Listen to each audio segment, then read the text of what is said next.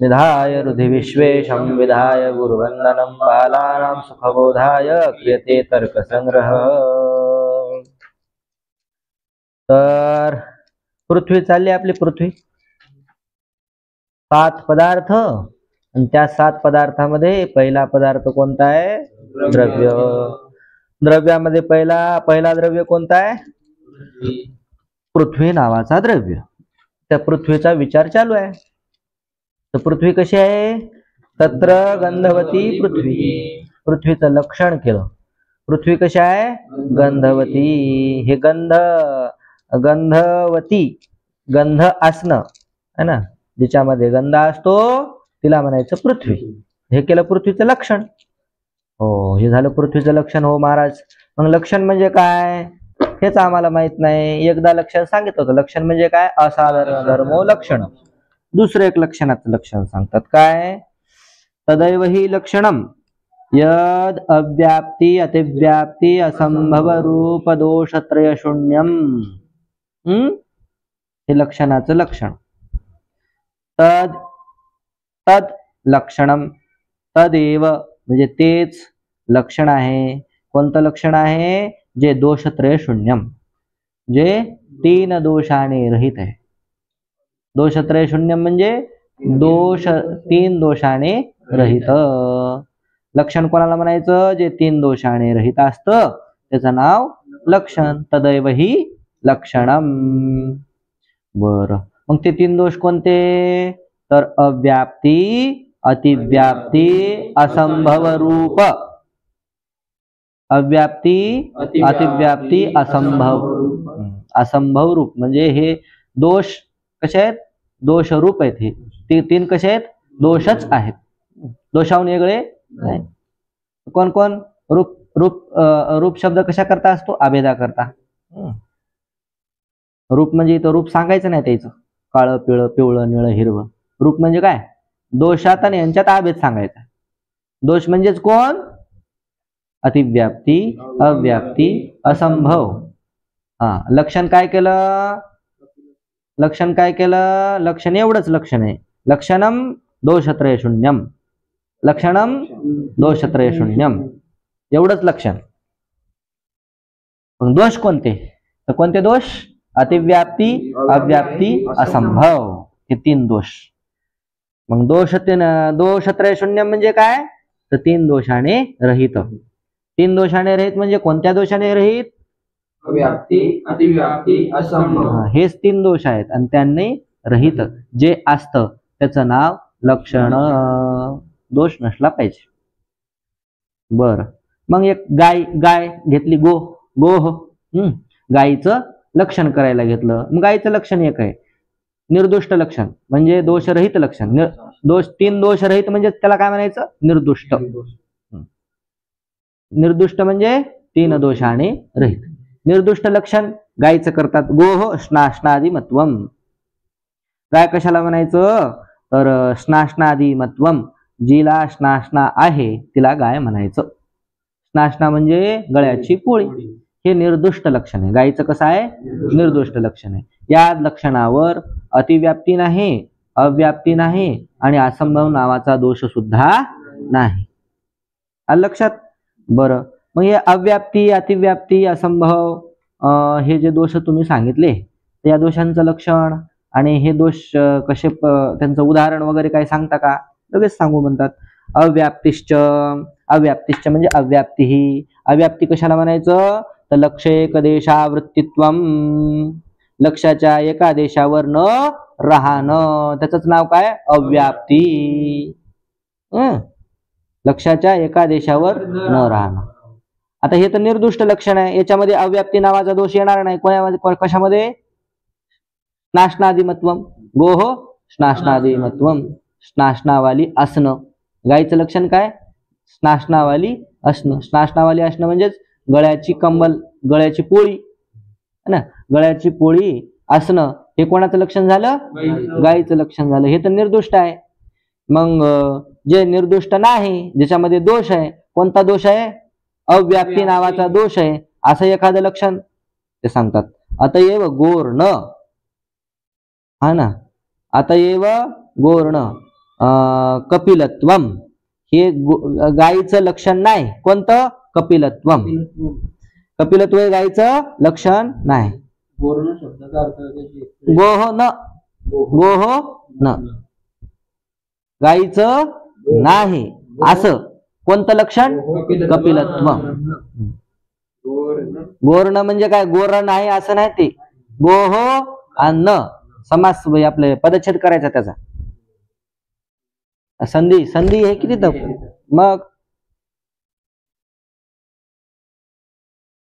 काय झालं तिथं? पुढं पुढं खर आलं असतं तर काय झालं असतं? विसर्ग झाला असता रचा. खरावसानयोर विसर्जने. पुरं खर आहे का? न खर मध्ये येते का? खर प्रत्यारामध्ये न येत नाही, म्हणून त्या विसर्गाचा, त्या रचा विसर्ग झाला नाही. आलं का लक्षात? मग ते पुढं हल असल्यामुळे तो विसर्ग कुठे गेला? त्याच्या डोक्यावर. समज गई बात? गोर न कपिलत्वम. लक्षणम. आता हे गायीचं लक्षण नाही. कोणतं लक्षण नाही गायीचं? कपिलत्वम हे गायीचं लक्षण नाही. का लक्षण नाही हो? तस्य अव्याप्तिग्रस्तत्वात. ते कसं आहे? अव्याप्ती दोषाने ग्रस्त आहे. अव्याप्ती दोषाने ग्रस्त आहे. अव्याप्ती म्हणजे काय? लक्ष एक देश अवृत्तित्वम. लक्षाच्या एका देशावर न राहणं. मग हे लक्षाच्या एका देशावर राहत नाही. कोणतं लक्षण? कपिलत्वम. कपिलत्व म्हणजे काय? काळी असते ती गाय, कपिला असते ती गाय. आता हे लक्षण पांढऱ्या गायवर गेलं का? नाही. मग एका भागावर गेलं का? आपण लक्ष म्हणजे काय? ज्याचं लक्षण करायचं त्याचं नाव लक्ष. मग लक्षण जे आहे ते संपूर्ण अखिल लक्षावर गेलं पाहिजे. लक्षण जे असतं ते कसं गेलं पाहिजे? कुठं गेलं पाहिजे? संपूर्ण लक्षावर. म्हणजे जितक्या काही जगात गायी आहेत त्या गायींवर हे लक्षण गेलं पाहिजे. कोणतं? कपिलत्व. गेलं का? कोण्या गायीवर गेलं नाही? पांढऱ्या गायीवर, तांबड्या गायीवर गेलं नाही. म्हणून हे लक्षण कसं झालं? अव्याप्त. म्हणजेच काय झालं? लक्ष एक देश अवृत्ती. हे कसं झालं? एक लक्ष एक देश अवृत्ती म्हणजे लक्षाच्या एका देशावर राहिलं नाही, म्हणजे पांढऱ्या गायीवर गेलं नाही. म्हणूनच हे लक्षण कसं आहे? अव्याप्ती दोषाने ग्रस्त आहे. कोणतं लक्षण? कपिलत्वम. बन गई बात? दुसरं, आता ही अतिव्याप्ती काय असते हो महाराज? तर सांगतात अतिव्याप्ती ही अतिव्याप्ती कशाला म्हणायचं? तर लक्षवृत्तित्वे सती अलक्षवृत्तित्वम अतिव्याप्ती ही. लक्षवृत्तित्वे सती अलक्षवृत्तित्वम. लक्ष म्हणजे कोण? ज्याचं लक्षण करायचं ते लक्ष. म्हणजे लक्षवृत्ती म्हणजे लक्षावर राहतं, लक्षावर राहून अलक्षावरही राहतं. ज्याचं लक्षण आपल्याला करायचं नाही त्याच्यावर सुद्धा जे राहतं त्याला काय म्हणायचं? अतिव्याप्ती दोषाने ग्रस्त लक्षण. अतिव्याप्ती कशाला म्हणायचं? लक्षवृत्तित्वे सती अलक्षवृत्तित्व. लक्षावर राहणं आणि अलक्षावरही राहणं याचं नाव अतिव्याप्ती. हा दोष आहे. लक्षावर राहणं आणि अलक्षावर राहणं हा काय झाला? दोष. ह्या दोषाने ग्रस्त कोण असणार? लक्षण. कोण असणार? लक्षण. मग ह्या दोषाने ग्रस्त लक्षण कोण आहे? तर ते सांगतात. अतएव गोर्ण शृंगित्वम लक्षणम. गोर्ण शृंगित्वम लक्षणम.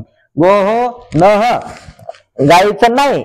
कोणतं लक्षण? शृंगित्वम लक्षण हे गायीचं नाही. म्हणून शृंगित्व लक्षण हे गायीचं नाही. का गायीचं लक्षण नाही शृंगित्व? तर तस्य अतिव्याप्तिग्रस्तत्वात. ते लक्षण कसं आहे? अतिव्याप्ती दोषाने ग्रस्त आहे. अतिव्याप्ती कशाला म्हणायचं? लक्षवृत्तित्वे सती अलक्षवृत्तित्वम. अर्थातच हे शृंगित्व कसं राहणार? कुठं राहणार आहे? लक्षावर राहून अलक्षावरही राहणार. शृंगित्व म्हणजे काय? शिंगवाल. शृंगित्व म्हणजे काय? शिंग असणं. शृंगी. शृंगम यस्य अस्ति स शृंगी असं करू शकता, किंवा सा शृंगी. जिला काय असतात? शिंग असतात तिला काय म्हणायचं? शृंगी. ते कोण झालं? ज्याला शिंग असतात ते कोण झालं? शृंगी. शृंगित्व हे शृंगित्व कुठं राहणार? ज्याला शिंग असणार त्याच्यावर शृंगित्व राहणार. मग हे शृंगित्वम काय झालं? लक्षण केलं, शृंगित्व नावाचं लक्षण केलं. पण आता हे शृंगित्व कुठं राहणार? फक्त लक्षावरही जाणार आणि अलक्षावरही जाणार. लक्ष कोण आहे? गाय. गायला शिंग आहेत की नाही? आहेत. मग लक्षावर गेलं की नाही? शिंग असणं हे गायला आहे की नाही? शिंग आहेत की नाही गायला? म्हणजे हे शिंग असणं हे गायवर गेलं आणि शिंग असणं हे गायवर जाऊन कुठं गेलं? अलक्ष कोण आहे? म्हैस आहे अलक्ष, किंवा शेळी अलक्ष आहे. मग गायवर गेलं आणि गायवरून जाऊन पुन्हा अलक्ष असणाऱ्या शेळीवरही गेलं. लक्ष म्हणजे काय? ज्याचं लक्षण करायचं ते लक्ष. मग लक्षावर गेलं, ज्याचं लक्षण करायचं त्याच्यावर गेलं, पण ज्याचं लक्षण करायचं नाही त्याच्यावरही गेलं.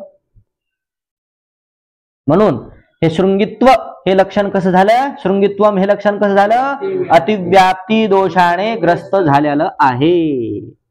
याच्यावर कोणता दोष आला? अतिव्याप्ती. मग हे लक्षण झालं का? नाही. लक्षणाचं काय लक्षण आहे? दोषत्रय शून्यत्वम है ना. 3 दोषाने रहित असलं पाहिजे. मग ह्या लक्षणात कोणता दोष आला? अतिव्याप्ती नावाचा दोष आला. लक्षण 3 दोषाने रहित झालं नाही. त्याच्यापैकी एक जो दोष आहे अतिव्याप्ती दोष ह्या लक्षणावर आला. कोण्या लक्षणावर? अतिव्याप्ती या शृंगित्व नावाच्या लक्षणावर.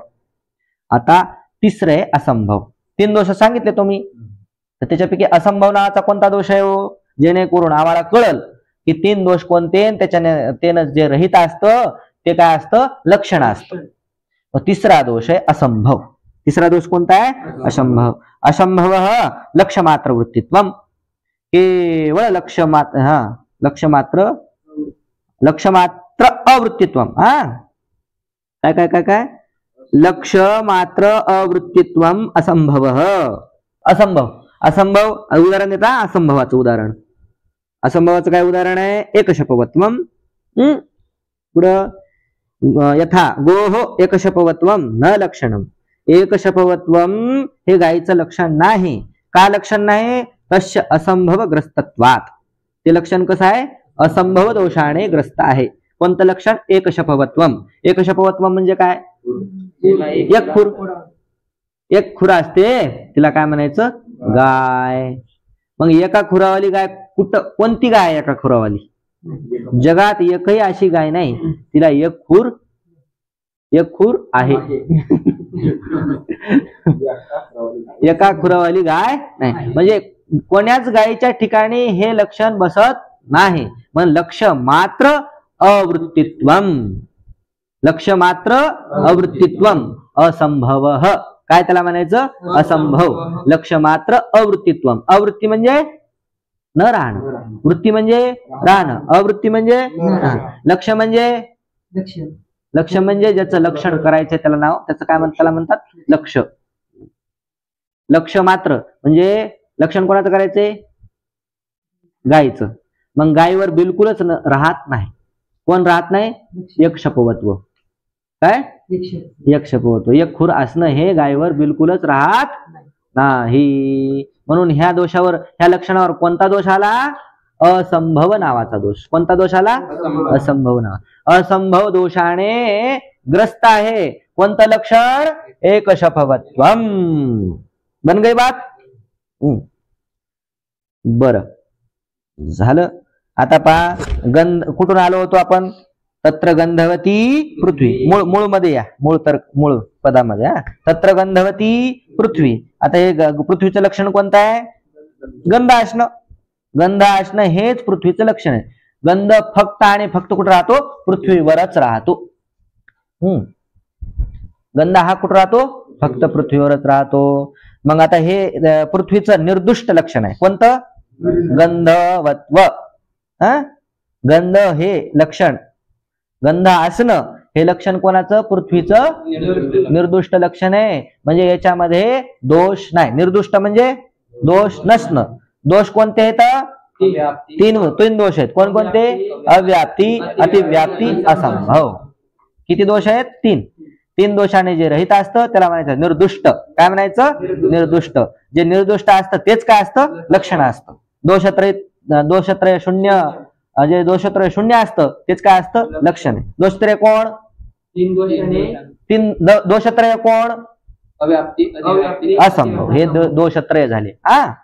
आता पृथ्वीचं लक्षण काय? गंध. गंध हे पृथ्वीचं काय लक्षण आहे. म्हणजे जिथं गंध असतं तिथंच काय जे गंध म्हणजे गंध हा पृथ्वीला सोडून राहत नाही, फक्त पृथ्वीमध्येच राहतो. गंध हा पृथ्वीमध्येच राहतो. म्हणजे आता ह्या गंधावर गंध नावाच्या लक्षणावर कोणता दोष नाही? अतिव्याप्ती नाही, अव्याप्ती नाही, असंभव सुद्धा नाही. म्हणजे जिथं जिथं पृथ्वी आहे तिथं सगळीकडे काय राहणार? गंध राहणार. एका भागावर राहत नाही असं नाही. गंध हा पूर्ण पृथ्वीवर राहतो. म्हणजे त्याच्या ठिकाणी काय नाही? अव्याप्ती नाही. गंध अतिव्याप्त नाही. गंध हे लक्षण अतिव्याप्त नाही, कारण पृथ्वीला सोडून कुठेही राहत नाही. शृंगीत्व लक्षण कसं आहे गायीचं? अतिव्याप्त आहे. गायीवर राहतात शिंग आणि अलक्ष असणाऱ्या म्हशीवर सुद्धा राहतात. तसं गंध हे पृथ्वीवर राहतो आणि गंध हा दुसरीकडे राहतो का? नाही, पृथ्वीवरच राहतो. म्हणजे अतिव्याप्ती दोष नाही. त्यानंतर असंभव, गंध पृथ्वीवर राहतच नाही असं सुद्धा नाही. पूर्ण पृथ्वीवर गंध राहतो. दोषत्रयाने शून्य आहे. कोणतं लक्षण? पृथ्वीचं गंध हे लक्षण. असं लक्षण केलं. सुगंध हे पृथ्वीचं लक्षण आहे. काय लक्षण केलं? सुगंध असतंय, जिथं सुगंध असतो तीच पृथ्वी, सुगंधवाली पृथ्वी. असं लक्षण केल्यानंतर लक्षणात कोणता दोष येईल रे?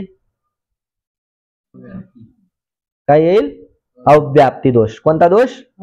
जिथं दुर्गंध आहे ती पृथ्वी राहणार नाही, मग अव्याप्ती दोष. बरोबर.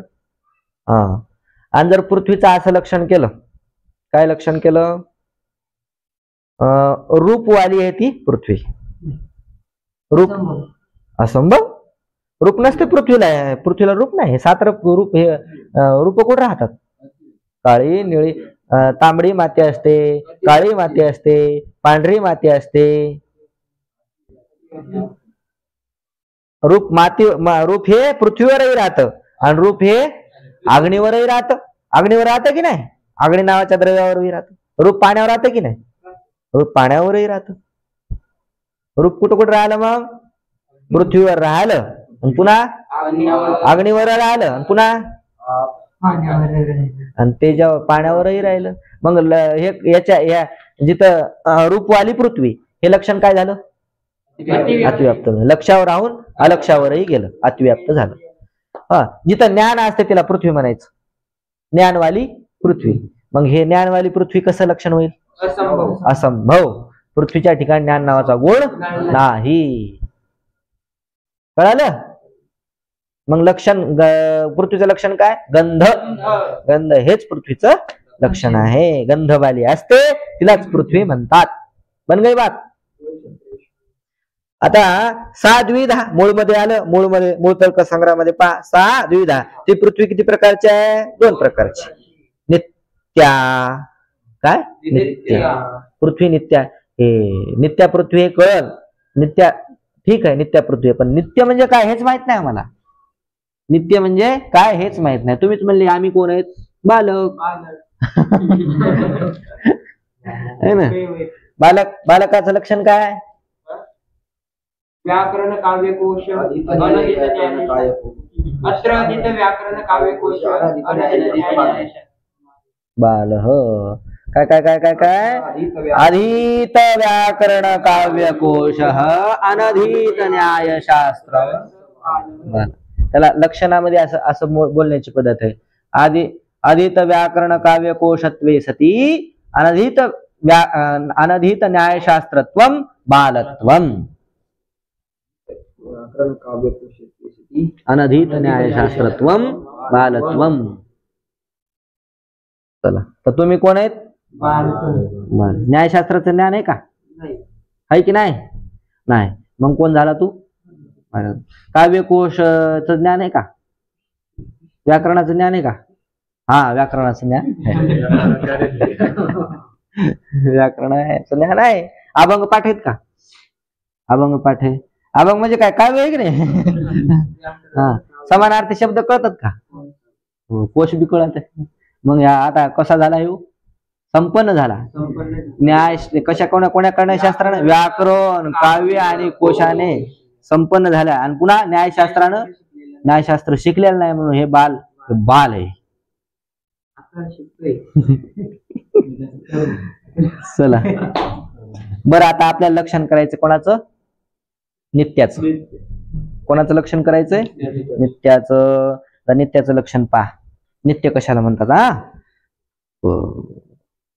ध्वंस भिन्नत्वे सती ध्वंसा प्रतियोगित्वम नित्यत्वम.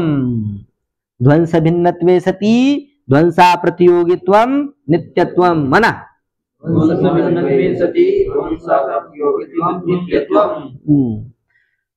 ध्वंसाहून जे भिन्न असतं आणि ध्वंसाचा जो अप्रतियोगी असतो त्याला नित्य म्हणायचं. काय काय काय काय ध्वंसाहून जे भिन्न असतं आणि ध्वंसाचा जे अप्रतियोगी असतं त्याला म्हणायचं नित्य.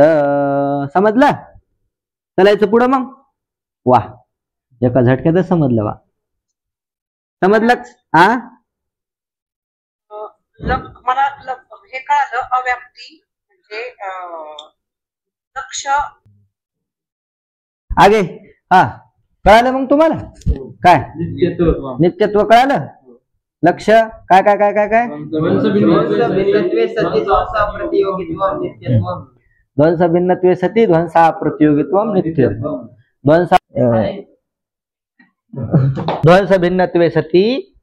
अप्रतियोगित्वम.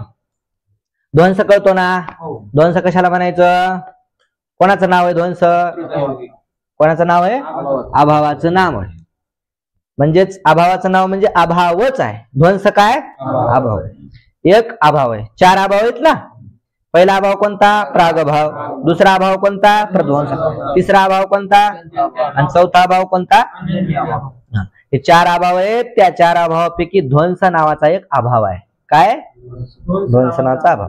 अभाव असला की अभावाचा कोण असणार प्रतियोगी. अभाव असला की अभावाचा कोण असणार प्रतियोगी. हा तर मग ध्वंसाचा कोण असणार एक प्रतियोगी असणार. ज्याचा ध्वंस झाला तो त्याचा प्रतियोगी. आता घट आहे.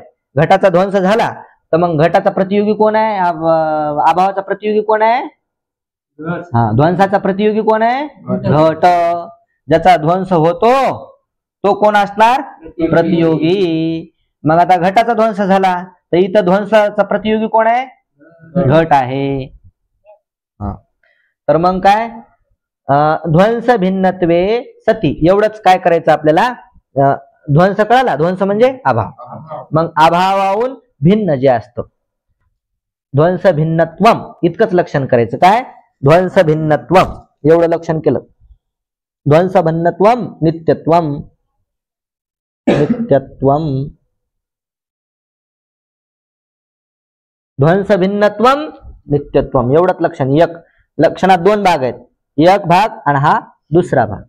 याला म्हणायचं विशेषण भाग. याला म्हणायचं विशेष्य भाग. लक्षणात दोन दल असतात. एक असतो विशेषण दल. दुसरा असतो विशेष्य दल. तर एवढंच लक्षण केलं आपण. ध्वंस भिन्नत्वम नित्यत्वम. ध्वंस भिन्नत्वम नित्यत्वम एवढं जर लक्षण केलं तर काय होईल. कशावर कोणावर दोष येईल. आता ध्वंस भिन्न कोण आहेत. सगळे ध्वंसाहून भिन्न आहे. अभावाहून भिन्न कोण आहे. जितके म्हणून भाव पदार्थ आहेत ते सगळे कोण आहेत अभावाहून भिन्न आहेत. म्हणजे घट बी काय झाला ध्वंस भिन्न झाला. पट बी कोण झाला ध्वंस भिन्न झाला. हा टेबल बी कसा झाला ध्वंस भिन्न झाला. पुस्तक सुद्धा कसं झालं ध्वंस भिन्न झालं. मग ते नित्य आहे का. पुस्तक नित्य आहे. पुस्तक नष्ट होणार आहे. घट नित्य आहे नाही.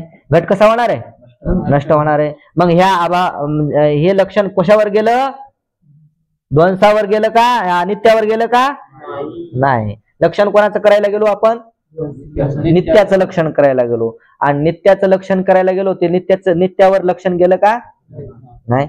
आता नित्य एक पदार्थ घ्या कोणता तरी. नित्य पदार्थ कोणता आहे आकाश. नित्य पदार्थ कोणता आहे. नित्य द्रव्य कोणतं आहे आकाश. नित्य द्रव्य की नाही आकाश. आकाश नित्य आहे. मग हे ध्वंस भिन्नत्वे सती हे आकाशावर गेलं का गेलं ना. आकाश कसं आहे, ध्वंसाहून भिन्न आहे की नाही.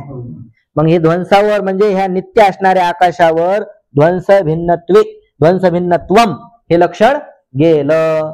पण ह्याच्यावर जाऊन पुन्हा कशावर गेलं, घट पट मठ, घटपट मठावर गेलं, आकाशावर गेलं आणि घटपट मठावर गेलं. आकाश नित्य आहे खरंय, पण घटपट मठ नित्य आहेत का नाही. घटपट मठ कसे आहेत, अनित्य आहेत. म्हणजे नित्यावर जाऊन अनित्यावर गेलं. याचाच अर्थ या दोषावर या लक्षणावर कोणता दोष आला, अतिव्याप्ती नावाचा दोष आला. बर, मग मग मग काय करावं लागल, अतिव्याप्ती दोष वारण करण्याकरता पुढचं विशेष दल द्यावं लागणार. विशेष दल काय, ध्वंस अप्रतियोगित्वम, ध्वंस भिन्नत्वे सती ध्वंस अप्रतियोगित्वम. ध्वंसाचा काय पाहिजे, तो अप्रतियोगी पाहिजे. ध्वंसाहून वेगळा पाहिजे आणि ध्वंसाचा अप्रतियोगी पाहिजे. मग आता हे आकाश हे ध्वंसाहून भिन्न आहे की नाही, ध्वंसाहून भिन्न आहे. आणि ध्वंसाचा प्रतियोगी आहे की अप्रतियोगी आहे, प्रतियोगी म्हणजे कोण, ज्याचा ध्वंस होतो तो प्रतियोगी. आकाशाचा कधी ध्वंस होतो का नाही, मग आकाश काय झालं, अप्रतियोगी. मग ध्वंसाहून भिन्न आहे आणि ध्वंसाचा अप्रतियोगी आहे कोण, आकाश. मग नित्याचं लक्षण आकाशावर गेलं की नाही, आकाश कसं आहे, नित्य आहे. समजलं. आता एवढंच लक्षण करायचं, वरचं टाकायचं नाही. वरचं म्हणजे कोण, विशेषण भाग टाकायचा नाही, फक्त विशेषच भाग टाकायचा. विशेष भाग काय, ध्वंस अप्रतियोगित्वम नित्यत्वम, ध्वंस अप्रतियोगित्वम नित्यत्वम. एवढं जर केलं तर हे आकाशावर जाते का नाही, जाईल ना. ध्वंसाचा काय, ध्वंसाचा कोण असतो, प्रतियोगी असतो. घट हा ध्वंसाचा काय, प्रतियोगी आहे. पण आकाश ध्वंसाचा प्रतियोगी आहे का नाही. ध्वंसाचा काय, आकाश अप्रतियोगी आहे. आकाशावर गेलं की नाही, नित्यावर गेलं. नित्यावर गेलं, पुन्हा नित्य कोणता पदार्थ आहे, नित्य दुसरा काल, कालावर जाते की नाही. ध्वंस अप्रतियोगित्व, ध्वंसाचा अप्रतियोगी की नाही काल, कारण कालाचा कधी ध्वंस होत नाही. आत्म्यावर गेलं की नाही, आत्म्यावरही गेलं. आणि ध्वंसावर, हे कशावर गेलं, ध्वंसावर. ध्वंस हा ध्वंसाचा अप्रतियोगी आहे. ध्वंस हा ध्वंसाचा अप्रतियोगी आहे. प्रतियोगी कोणाला म्हणायचं, ज्याचा ध्वंस होतो त्याला म्हणायचं प्रतियोगी. आणि ध्वंसाचा ध्वंस होतो का, घट फोडला, घटाचा ध्वंस झाला. घट कशाने फोडा, कशाने फोडा, हातोड्यानं घट फोडा. मग घट फोडल्यानंतर काय झाला, ध्वंस झाला. आणि ध्वंस फोडा, ध्वंस फुटत नाही. म्हणजे ध्वंसाचा ध्वंस होत नाही. मग ध्वंसाचा ध्वंस होत नाही, ज्याचा ध्वंस होतो तो झाला प्रतियोगी, आणि ज्याचा ध्वंस होत नाही तो झाला अप्रतियोगी. म्हणजे ध्वंसाचा ध्वंस होतो का नाही होत, मग ध्वंस कोण झाला, अप्रतियोगी. मग हे लक्षण ध्वंस अप्रतियोगित्वम कशावर गेलं, आकाशावर गेलं आणि ध्वंसावर सुद्धा गेलं. कशावर गेलं, ध्वंसावर, आकाशावरही गेलं आणि ध्वंसावरही गेलं. आता ध्वंस नित्य आहे का, ध्वंस नित्य नाही का, कारण ध्वंस जन्मतो. ध्वंस काय, जन्मतो. जो जन्मतो तो काय, नित्य नसतो. ध्वंस फुटल्यानंतर ध्वंसाचा जन्म झाला की नाही, घट फुटला आणि काय निर्माण झाला, ध्वंस निर्माण झाला. मग जातस्यही ध्रुव मृत्यू, जे जन्माला आला त्याचा मृत्यू, तसा ध्वंसाचा मृत्यू नाही न्यायशास्त्रानुसार. पण जन्माला तर आला, जे जन्माला येतं ते सुद्धा काय, अनित्य असतं. मग आकाशात ध्वंस अप्रतियोगित्वम सगळ्या नित्यावर जायला लागलं, परंतु अनित्य असणाऱ्या ध्वंसावर सुद्धा ध्वंस अप्रतियोगित्वम जायला लागलं.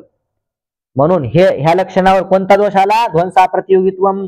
ऋषिकेश सांग, ध्वंस अप्रतियोगित्वम या लक्षणावर नित्याच्या कोणता दोष आला,